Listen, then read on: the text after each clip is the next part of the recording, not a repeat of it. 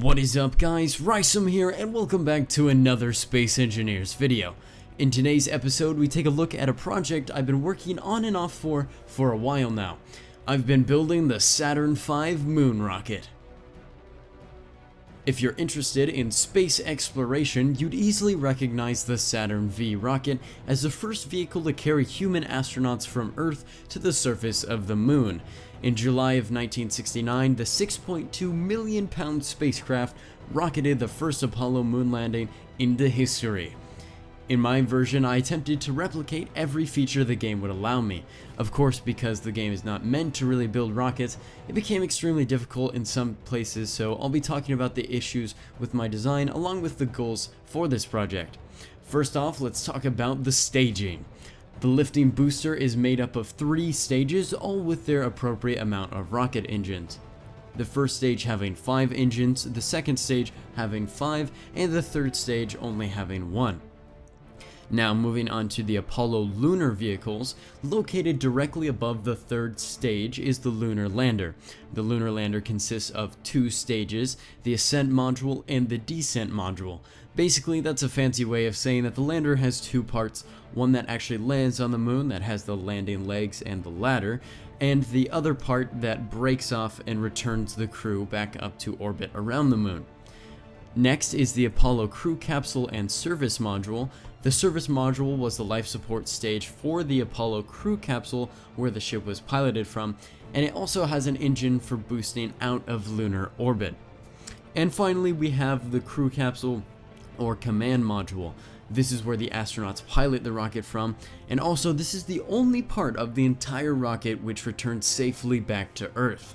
For the interior of the command module and the lunar module, I tried to make it as accurate as possible, though it's hard to get too many details while still staying vanilla.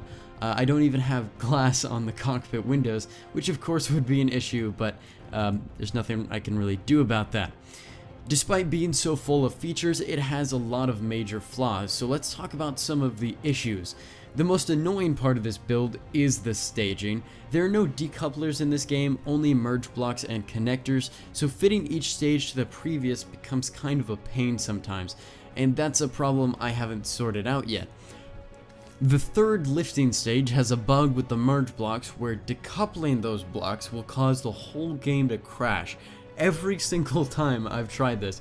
I've done it probably like 5 times, and I've tried to get around it by deleting all the other blocks around those merge blocks and just trying to isolate the issue, and it seems to be that just those 2 or 4 blocks decoupling just crashes the game. I'm not sure why.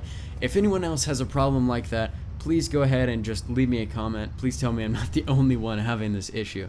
Now, I've also worked briefly on the launch pad and the launch tower, so I'm trying to make those as accurate as possible.